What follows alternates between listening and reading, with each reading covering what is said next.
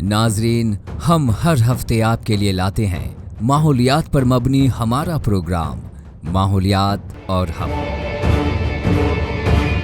जिसके तहत हम आपको रूबरू कराते हैं एक ऐसे मौजू से जिसका ताल्लुक हमसे और हमारे अपनों की जिंदगी से होता है। इसी सिलसिले की कड़ी में हम आपके लिए लाए हैं मौसमों में बदलाव और इसकी वजूहात। नाजरीन, पिछले कुछ दहाइयों से हम देख रहे हैं कि मौसमों में या आबो हवा में अचानक बदलाव हो रहे हैं। कभी बेतहाशा सर्दी पड़ रही है तो कभी बेतहाशा गर्मी, कहीं सूखा पड़ रहा है तो कहीं बाढ़ ने इंसानी जिंदगी को दरहम बरहम करके रख दिया और कहीं समुंदर ने अपनी हुदूद पार करके शहर के शहर तबाह कर दिए। आखिर इन सब की वजह क्या है और कुदरत क्यों हमसे इतना नाराज है? इन सब वजूहात को जानने के लिए हम आपको ले चलते हैं अपने स्टूडियो, जहां हम माहिरीन से ये जानने की कोशिश करेंगे कि आबो हवा और मौसमों में अचानक से ये बदलाव क्यों देखने को मिल रहे हैं। नाजरीन आदाब, खैर मकदम है आप सभी का हमारी इस खास पेशकश में माहौलियात और हम। और आज इसके तहत जिस मौजू पर हम बात करेंगे वो है मौसमों में बदलाव। आप सब जानते हैं कि ग्लोबल वार्मिंग, क्लाइमेट चेंज ये ऐसे मसाइल हैं जिनके बारे में इधर बहुत ज़्यादा बात होने लगी, क्योंकि ये कहीं ना कहीं हमसे सीधे तौर पर जुड़ते हैं। और इसीलिए इस पर बात करने के लिए हमने आज स्टूडियो में बुलाया है ख़ास मेहमानों को। तो आइए सबसे पहले उनसे आपका तारुफ करवाते हैं। हमारे साथ हैं मनीष श्रीवास्तव जी, जो असिस्टेंट प्रोफेसर हैं department of energy and environment, TERI school of advance studies में। आपका खैर मकदम मनीष साहब हमारे प्रोग्राम में बहुत बहुत। मनीष जी, मैं आपसे पूछूं कि हम जैसे कि बात कर रहे हैं कि ग्लोबल वार्मिंग और उसकी वजह से ही मौसमों में बदलाव हो रहा है, ये एक आम आदमी को समझने के लिए इतना ही कहा जाता है, लेकिन इसकी गहराई में जब हम जाते हैं तो हमें बहुत सारी चीज़ें समझ में आती है कि जिन पे काम करने की ज़रूरत है। मोटे तौर पे ऐसी कौन सी चीज़ें हैं जो मौसमों में बदलाव आज हमें थोड़ा थोड़ा नज़र आ रहा है, आने वाले वक्त में वो तब्दीली बहुत ज़्यादा ना हो जाए और बहुत ज़्यादा उसका मनफी असर हम लोगों पे ना पड़े, उसके लिए आपको क्या लगता है, क्या करने की ज़रूरत है? देखिए, जो डिस्कोर्स है उसमें दो तरह की बातें हैं।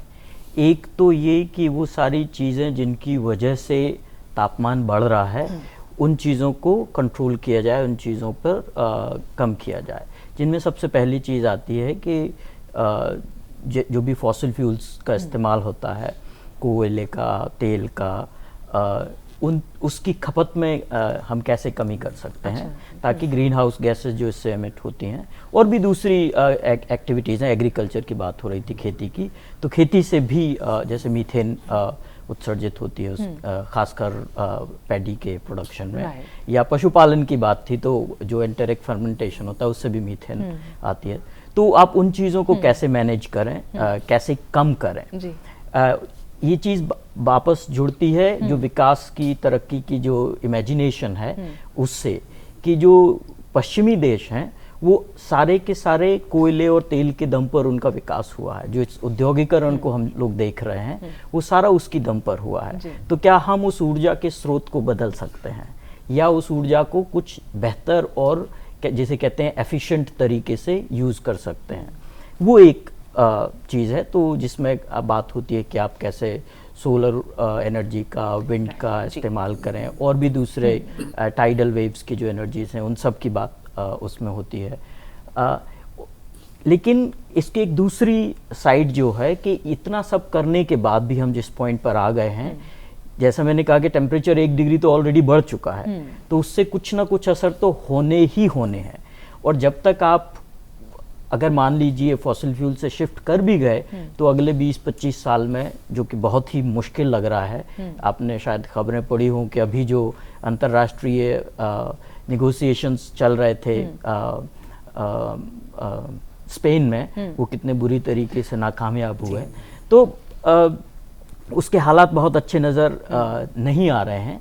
तब उस केस में जो देश के स्तर पर है वो बड़ी चुनौतियां होंगी। पर मान लीजिए एक और असर जो क्लाइमेट चेंज का है वो है नई तरीके से बीमारियों का फैलना। अब बीमारी अगर फैल जाती है मान लीजिए, तो आप जो भी वर्कर हैं, जो भी खेती में या किसी भी दूसरे सेक्टर में भी कर रहे हैं, उनकी प्रोडक्टिविटी पे बहुत असर पड़ेगा। तो आपको अगर आप खेती और गांवों की समृद्धि की बात करेंगे उनकी तरक्की की बात करेंगे तो आप अकेले खेती की इनकम की बात नहीं करेंगे, आपको ये तय करना पड़ेगा कि उनको स्वास्थ्य की, हेल्थ की सर्विसेज भी मुहैया हों। और उसमें ये जो है, जैसे हम लोग बहुत बात करते हैं ना इंश्योरेंस की, वो काम नहीं करेगा, क्योंकि इंश्योरेंस तो तब काम आएगा ना जब आप ऑलरेडी बीमार हो चुके हो, इलाज हो चुका है, आपका जो प्रोडक्टिविटी का नुकसान होना था वो हो चुका है। ठीक है, तो आपकी ज़रूरत ये है कि आपको जहाँ तक संभव हो लोगों तक सचमुच की रियल हेल्थ सर्विसेज एक्सेसिबल हो, ये बहुत इम्पोर्टेंट है। तो ये जो लिंकेजेस हैं वो समझना और उनको इम्प्लीमेंट करना बहुत ज़रूरी है। राइट रमेश जी, अब हेल्थ की जो बात चलेगी सेहत के ताल्लुक से, इसमें हम इंसानी उसमें देखें तो भी ये हेल्थ के जो कंसर्न्स है वो है, हमारी जो मिट्टी है उसकी जो हम देखते हैं कि बात करते हैं प्रोडक्टिविटी की, वहाँ पे फिर वही मसला आता है। हमारा जो माहौल है उसकी सेहत भी कहीं ना कहीं सीधे तौर पे हमारी सेहत से जुड़ी हुई है। हम इस बात को बखूबी समझते हैं लेकिन फिर भी अनजान है, ये एक बड़ी अजीब सी बात है। तो आपको क्या लगता है कि हम अगर हिंदुस्तान के या भारत के अंदर भी हर आदमी जो है वो ये कोशिश कर भी ले एक बारगी कि भाई हम तो अपने यहाँ पूरा माहौल जो है उसको अच्छा रखें करेंगे, लेकिन आपको लगता है कि पूरी दुनिया से अलग, पूरी दुनिया में जो कुछ हो रहा है उससे अपने आप को हम बचा के अपने आप वाकई अपनी तरक्की की तरफ ध्यान दे सकते हैं? हाँ, देखो बड़ा एक पुराना किस्सा कहते हैं, सवै भूमि गोपाल की। पृथ्वी तो एक है जी, देश तो उन्हें बना दी है। हाँ, और वो कितना जबरदस्त प्राकृतिक देन है कि सूर्य जैसी एनर्जी कहीं भी नहीं है। अगर हम पानी को वाष्पीकरण करना चाहें तो हम पे इतना एनर्जी हो ही नहीं सकती कि वाष्पीकरण करके हम उसको बरसात और बर्फ के रूप में दे दें जी। अब इस पैटर्न के अंदर, ये पैटर्न चल रहा था लंबे समय से, इस पैटर्न में हमारा मनुष्य क्या रोल है इसमें?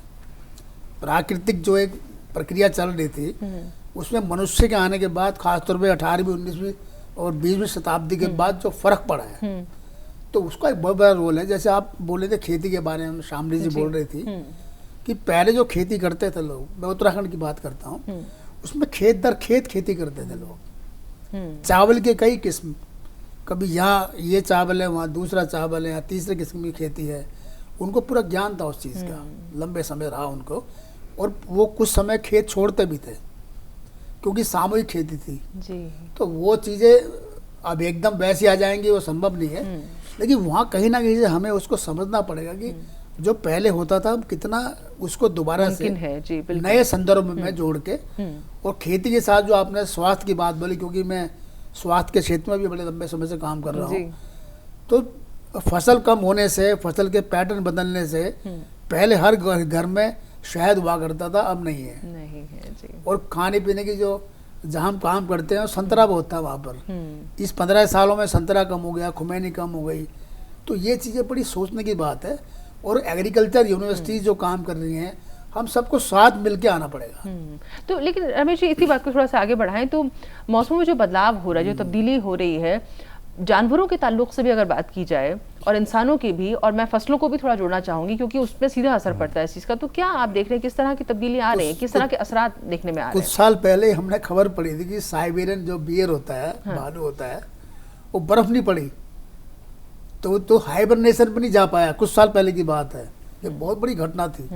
तो ग्लोबल स्तर पर जो चीज़ें हो रही है, अब अमेरिका है वो कितना बड़ा कार्बन उत्सर्जन करता है पूरी दुनिया में, चाइना अब हम 30 नंबर पे आना चाहते हैं। अब बात है कि हमको तरक्की की ऐसी आदत पड़ गई है, हमारा एक लाइफ पैटर्न ऐसा बन गया है कि तरक्की से दूर नहीं हो सकते हम लोग। तो हमारे बड़ा गंभीर चिंतन है, पुराना ला नहीं सकते, वो भी संभव नहीं है, तरक्की भी चाहिए। तो दोनों को जोड़ के कैसे रास्ता निकल सकता है, ये बड़ी गंभीर, बहुत ही गंभीर समस्या का, जिसमें हम चर्चा करनी है और काम करना पड़ेगा बहुत जल्दी से। डॉक्टर शामली, माहौलियात और हम में आज हम बात कर रहे हैं मौसम में बदलाव के बारे में, लेकिन अभी रमेश जी ने एक बात कही कि हम तरक्की को रोक नहीं सकते हैं, लेकिन तरक्की कौन सी वाली? जो केदारनाथ में तरक्की हमने देखी कि हमने दुनिया भर के होटल्स और सब चीज़ें वहाँ बना दी, कंस्ट्रक्शन दर कंस्ट्रक्शन करते चले गए, और जब एकदम से कुछ हुआ तो फिर सब कुछ बह गया, सब कुछ चला गया। जिस तरह का कुदरती आफत के चलते जो जलजला वहाँ पर आया, क्या कहेंगे आप? तो ये कौन सी तरक्की है? मतलब हमको इतना तो हिसाब लेके चलना पड़ेगा कि कहाँ तक तवाज़ुन तो ज़रूरी है कि हम आंख बंद करके बिल्कुल चलते चले जाएं और कंस्ट्रक्शन करते चले जाएं, तो कहाँ जाएंगे? आप बहुत सही कह रही हैं, और दुख की बात तो ये है कि हमने उसके बाद भी कोई सबक नहीं सीखा। अगर आप 2017 की ही बात करें तो जो आपदाएं हैं, जलवायु परिवर्तन से लिंक्ड आपदाएं जो हैं, वो 400 एक्सट्रीम इवेंट्स रहे पूरे उस 2017 में। और जी जब आप तरक्की से रिलेटेड बात करते हैं और डेवलपमेंट, तो जो आपके सस्टेनेबल डेवलपमेंट गोल्स आए 2030 जिसका टाइम है, नियत समय है जो तय है, उसमें बहुत सारे आयाम आपको देखने मिलेंगे जो कि ग्लोबली सभी लोग उसको फॉलो कर रहे हैं। और मुझे बहुत खुशी है बताने में कि इंडिया उसमें बहुत आगे अग्रसर हैं। हम कहीं ना कहीं अच्छा कर रहे हैं उसमें। बाकी की अगर आप कंट्रीज़ की रैंकिंग देखें तो हमारा सस्टेनेबल डेवलपमेंट इंडेक्स औरों से बेहतर है। But development low carbon lifestyle को अडॉप्ट करते हुए अगर हम चलें तो ऐसा ये नामुमकिन सा मुद्दा नहीं है जो हो नहीं सकता। कोशिश यही होनी चाहिए कि सभी डिपार्टमेंट्स, सभी इंस्टीट्यूट्स इकट्ठा बैठ के उसको एक मेन स्ट्रीम करके चलें, मैकेनिज्म बनाएं। अलग अलग काम करेंगे तो सब वही काम करेंगे और आगे नहीं बढ़ पाएंगे कहीं पे। एक चीज आपसे और समझना चाहेंगे, ग्रीन हाउस गैसेस की बात होती है, ओजोन लेयर की बात होती है, ओजोन होल भी एक टेक्निकल टर्म सॉर्ट ऑफ हम सुनते हैं, क्या थोड़ा सा इसके बारे में अगर आप बताना चाहें? देखिए, ओजोन जो है एक प्रोटेक्टिव लेयर है जो अल्ट्रावायलेट रेज को आने से रोकता है, जिसकी वजह से अगर वो आ जाए तो एक ख़ास किस्म का कैंसर होता है। और उस प्रोटेक्टिव लेयर में जो है हम जो अपने एयर कंडीशनर्स में, रेफ्रिजरेटर्स में जो कूलिंग एजेंट इस्तेमाल करते हैं, अभी तक जो करते रहे हैं फ्लोरोकार्बन्स के वेरिएंट्स, उनकी वजह से उसमें वो रिएक्शन होता है और होल होते हैं।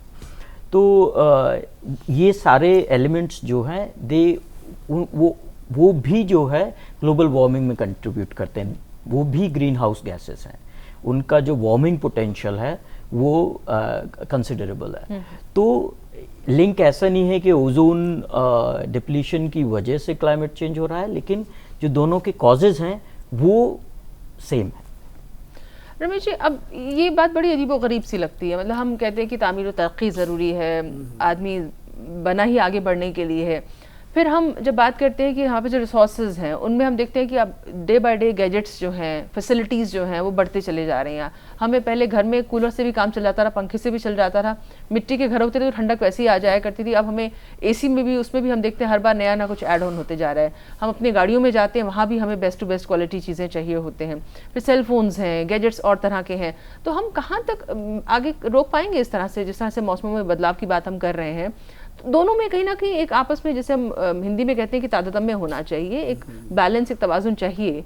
आम आदमी, आपको लगता है कि इस बात को समझ रहा है कहीं? असल आम आदमी का तो, जो आम आदमी को भी हम डिफाइन करेंगे कौन सा कहाँ का आदमी, गांव का आदमी, दूर आदमी, अभी भी ऐसे लोग, सही कह रहे हैं आप, अभी भी ऐसे लोग हैं जो बिल्कुल ही अपने ग्रामीण क्षेत्रों में लंबे समय से हमने देखे हैं लोग। तो जो बात आप कह रहे हैं ये भी तो एक मिसाल है अपने आप में कि हम लोगों को बताएं कि अगर आप क्या है कि असल में क्या है कि इसके पीछे, जैसे आपदाओं की बात बोली, आपदा ये नहीं कि आपदाएं कोई नहीं है कुछ चीज़। 72 में देखो एक उत्तराखंड में बहुत बड़ी आपदा आई थी जी। 10 में बहुत बड़ी आपदा थी, क्योंकि इसमें केदारनाथ था, इसलिए बहुत लोग जान गए कि जो अल्मोड़ा के तरफ का इलाका था बहुत भयंकर आपदा थी उसमें 2010 के अंदर।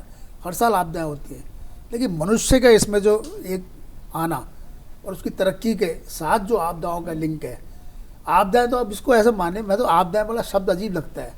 ये प्राकृतिक घटनाएं होती हैं, ग्लेशियर बनना, ये नदियां बनना प्राकृतिक घटना है, लेकिन क्योंकि हम इसमें जुड़ गए हैं, हम उसी को आपदा बोलते हैं जो मनुष्य को नुकसान करती हैं। जबकि आपदाओं का जब दूसरा कारण देखें तो ये एक सृष्टि का निर्माण भी करती हैं। लेकिन हमारा इतना रोल है जो मनुष्य का, ये एक बड़े उस रूप से आया कि जिसमें आपदाओं का असर बड़ा है। और आपदाओं का मनुष्य के साथ, और जब आपदाओं की चर्चा करते हैं तो मजे की बात है कि आपदाओं में जानवर कितने मारे गए उसकी चर्चा बहुत कम करते हैं हम लोग। बिल्कुल सही बात है। पेड़ कितने मारे गए, हम लोग बोलते हैं पूरे हम मौसम में हिमालय में घूमते रहे, लेकिन सीजन होता है जो जानवरों का सीजन होता है, क्योंकि पहला अधिकार अगर जंगलों में, हिमालय पे, पृथ्वी पे है, वो हमसे पहले जानवरों का है, बिल्कुल सही, पेड़ों का है, पुराने पेड़ है। तो कम से कम उनको हम नहीं समझेंगे, उससे हम जुड़ नहीं पाएंगे। और उस तरह की तरक्की को लेकर ही साथ चलेंगे तो हमें पता ही नहीं चलेगा हम तरक्की भी कर रहे हैं, हमें क्या नुकसान हो रहा है जी। और इसका जो प्रभाव पड़ा है, इसका प्रभाव है कचरा। कचरा इसका आउटकम है जी। पहले 10-20 साल पहले कचरा हिमालय में दिखता नहीं था कहीं, आज हर बाजार के सामने वही कचरा है जो दिल्ली का कचरा है जी। तो ये इसका आउटकम है। और इससे भी कहीं ना कहीं क्लाइमेट चेंज जैसी चीज़ें लिंक होंगी, और भयावह स्थिति पैदा होने वाली है। बिल्कुल सही कह रहे हैं आप। लेकिन डॉक्टर शामली, ये जो बात अब निकल कर आई उसमें मोटे तौर पे आप समझा जाए अगर कि आज जैसे कि हम बात कर रहे हैं मौसमों में बदलाव के बारे में, बदलाव तो हर आदमी देख रहा है, महसूस कर रहा है, झेल रहा है, वो तो बात सामने आ रही है, लेकिन अब क्या, मतलब आप अगर हम बात करें सॉल्यूशंस की, समाधान की, तो क्या आप देखती हैं कि इसके लिए हम जब आप डिस्कशन कर रहे हैं बैठकर यहाँ पर, तो जो प्रोग्राम देख रहे हैं इस समय वो क्या समझें कि वो खुद इसमें किस तरह की भूमिका, किस तरह का रोल जो है वो अदा कर सकते हैं? छोटी चीज़ों से शुरू करें जो हम खुद कर सकते हैं, जिसमें हमें औरों की कंट्रीब्यूशन की इतनी ज़्यादा ज़रूरत ना हो। जैसे आजकल देख रहे हैं हम लोग छोटे छोटे स्कूल्स में बच्चों को भी ग्रीन एम्बेसडर्स के तौर पे प्रमोट किया जा रहा है। आप जहाँ जाएं वहाँ लाइट एक्स्ट्रा मत यूज़ करें, पानी बर्बाद ना करें। सिंगल यूज़ प्लास्टिक तो ऐसे ही बैन हो गया है, तो उसमें जो पानी होता है बिस्लेरी के आपके बॉटल्स में, वो आप नॉर्मली देखा जाता है कि आप छोड़ देते हो, तो उसको बर्बाद मत करें। अपना पानी हर जगह कैरी करें। उसके बाद और छोटे छोटे चीज़ें, जैसे कि हम ऑफिसेज में देखते हैं कितना प्रिंट हम लेते हैं, जो ज़रूरत नहीं है वो ऐसा प्रिंट मत लें।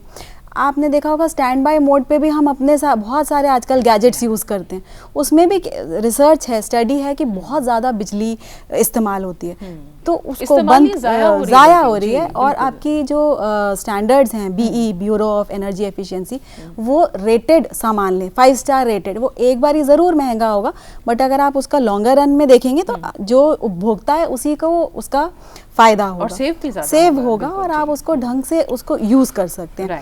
आप नॉन कन्वेंशनल एनर्जी रिसोर्सेज जो सौर ऊर्जा, जैसे मनीष जी ने बोला, और विंड की जो एनर्जी है, उन सबको यूज़ करके आजकल तो बहुत ज़्यादा सब्सिडी भी मिल रही है सरकार की तरफ से। और हमारा भारत देश तो ऐसा है जो कि सूरज का तो पूरी की पूरी ब्लेसिंग है, तो क्यों नहीं उसको हम इस्तेमाल करके लो कार्बन फुटप्रिंट की तरफ अगर हम अग्रसर हों, तो नॉर्मल इंसान, आम इंसान इन सब चीज़ों को यूज़ करके ज़रूर तरक्की कर सकता है। मनीष जी, ये फिर एक बड़ी अजीब सी बात है कि हम जब कह रहे हैं कि हम इतना पैसा खर्च करके घूमने के लिए जाते हैं, नेचुरल सराउंडिंग्स ढूंढते हैं कि हम एंजॉय करने के लिए जाएं, और वहीं फिर हम जब नेचर की बात आती है अदरवाइज, तो हम नहीं समझ पाते कि हम खुद उसको कितना नुकसान पहुंचा रहे हैं। अब समेटते हुए बात को अगर मोटे तौर पे आपसे हम ये पूछें कि आम आदमी, जैसे कि अभी डॉक्टर शामली बता रही थी, और फिर सरकार, दोनों को अगर जोड़ के देखें, और जो तीसरा आपने जो शुरू में बात की थी कि जो इंडस्ट्रियलाइजेशन हम लोगों का हो रहा है, तो इंडस्ट्रीज जो जिनको लगानी वो तो लगाएंगे, वो खुले तौर पे कहते हैं कि एक्सप्लॉयटेशन जिसको आप कहें हमारे लिए, तो वो हमारा काम है। तो अगर तीनों को देखें, और एक हम अभी बात हुई थी कि मिल के चलने की जो बात है, तो क्या वे आउट आप देखते हैं कि क्या समाधान इसके लिए हो सकता है? इस चीज़ को ऐसे समझना चाहिए कि सरकार के पास ये कैपेसिटी होती है कि वो एजेंडा सेट कर सके, वो लोगों, बहुत बड़ी तादाद में बहुत जल्दी बहुत सारे लोगों तक पहुंच सके। और कुछ केसेस में हमने देखा है कि सरकार ने बहुत बड़ी बड़ी कैंपेन्स चलाई, प्लास्टिक का जैसे अभी देख रहे हैं, सिंगल यूज प्लास्टिक, उनका कितना असर होता है या नहीं होता है वो बहुत सारी चीज़ों पर डिपेंड करता है। लेकिन सरकार को इस तरीके से, और सरकार जब मैं कह रहा हूँ तो सरकार बनाने की जो प्रोसेस है ना, उसको भी मैं उसमें देखता हूँ कि अल्टीमेटली एक डेमोक्रेटिक प्रोसेस में अलग अलग कंपीटिंग पॉलिटिकल पार्टीज जो है वो एजेंडा तय करती हैं, तो उनको अपना एक, जब चुनाव का प्रचार होता है फॉर एग्जांपल, वो एक बहुत बड़ा पब्लिक कम्युनिकेशन का प्लेटफॉर्म होता है। उस बहस में, चुनाव प्रचार के दौरान, अगर पॉलिटिकल पार्टीज जो है क्लाइमेट चेंज के बहाने से अपने विकास के मॉडल को प्रपोज करें, तो वो ना केवल नीतियों, सारी नीतियों की आप जांच पड़ताल उस एंगल से करें, और उस प्रोसेस में आप जनता को, लोगों को एजुकेट भी करेंगे। आप बताएं कि आप क्यों जो है दिल्ली को टोक्यो या न्यूयॉर्क बनाना चाहते हैं, वो तो बर्बाद होकर बैठे हुए हैं पर्यावरण की तरफ से। आप क्यों नहीं दिल्ली को जो है कुछ ऐसा बनाए जो बोले कि भाई न्यूयॉर्क वाले अब आप इसको फॉलो कीजिए, ठीक है। इसके लिए जो है एक मासिव कलेक्टिव एक्शन की जरूरत है। कि हम लोगों की आदत सी हो गई है कि हम लोग हर चीज में यूरोपियन वेस्टर्न कंट्रीज की तरफ देखते हैं कि जिस तरह का डेवलपमेंट का मॉडल उनका है वही हम फॉलो करेंगे। हमारे पैरामीटर्स जो है वो हमेशा वहीं को देख के ही डिसाइड हो रहे हैं। ये मैं एक आम आदमी के ताल्लुक से कह रही हूँ। मैं ये कहता हूँ, मेरा व्यक्तिगत तौर पर ये मानना है कि अंत में हम सब क्या चाहते हैं कि लोगों को एक अच्छी जिंदगी नसीब हो।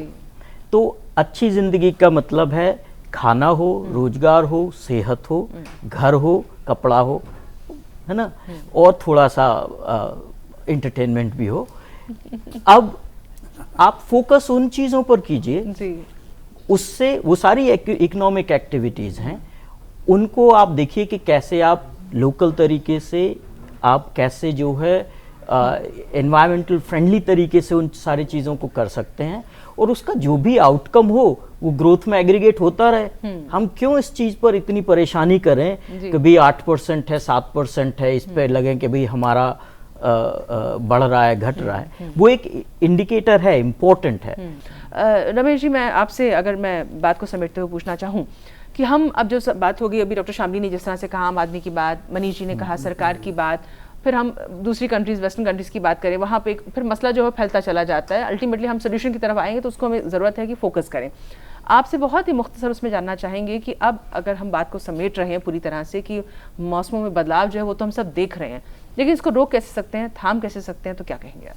इसमें देखिए बहुत मोटी मोटी चीज़ें, बहुत छोटी चीज़ें भी हैं। जो मौसम का एक बड़ा सीधा संबंध होता है हमारे पानी पर, हमारे हवा पर, हमारा जो भी आसपास का आप वातावरण है उसमें। तो हम ये इस पर चर्चा करें, जैसे हम बातें करते हैं घरों में आपस में कि भाई पहले क्या था अब क्या था, तो चर्चा होती है। तो पानी, देखिए पानी तो जितना पृथ्वी में पानी है वो पानी शिफ्ट होता रहता है। जैसे शामली जी ने बताया, हम लोग जब अध्ययन करते हैं कि पानी रिचार्ज कैसे करें, तो कुछ स्रोत ऐसे हैं जो रिचार्ज नहीं हो सकते, क्योंकि पानी का रिचार्ज का मतलब होता है उसमें चट्टानें होती हैं। अगर वो शिफ्ट हो गई तो पानी यहाँ का वहाँ चला गया, तो वो कारण होता है। तो हमें देखना कि जितनी ऐसी चीज़ें हैं जो प्राकृतिक स्रोत हमारे आसपास हैं, तो हम उसको हम समझ सकते हैं, उसको रिचार्ज करने का प्रयास कर सकते हैं। और कचरे या जो भी चीज़ें हमारे साथ जुड़े हैं जिससे कि क्लाइमेट चेंज जुड़ा है, उसको हम कैसे दूर कर सकते हैं, पानी की खपत कैसे कम कर सकते हैं, और ये सारे जो चीज़ें कृषि के पैटर्न जो हैं जो हम लागू कर सकें, जो नए के साथ जोड़ के लागू कर सकें, वो कृषि के साथ, क्योंकि किसान गांव में रहेगा तो जब तो गांव बचेंगे। जब किसान गांव में रहेगा ही नहीं तो कैसे बचेगा? जैसे शामली जी बोल रही थी, इन्होंने बताया कि पहले एक इंटीग्रेटेड अप्रोच थी आदमी की। वो गाय भी रखता था, वो खेती भी करता था, वो फल भी लगाता था, वो सब्जियां हुआ सब एक मिलके करता था। तो कहीं ना कहीं अब वो, क्योंकि उससे उसकी इनकम नहीं हो रही, अब इसके साथ जुड़ गया वैल्यू एडिशन, कि वो आदमी कुछ भी खेती करता है। जैसे आंवला मुझे लेना है तो किसान से कच्चा ना लेके मैं बोला मुझे जूस बना के दे दे, तो उससे क्या हो, गाँव में टिकेगा। अगर गाँव में किसान टिक गया, किसान रह गया, तो कहीं ना कहीं वो अपनी वो। और एक बड़ा छोटा एग्जांपल दे दो, अभी जो सरकार ने भी कहा, मुझे अच्छा लगा उस बात में। हम लोग 3 साल से पत्तल बोल रहे थे कि पत्तल बनाएंगे, पत्तल की बात बोलेंगे।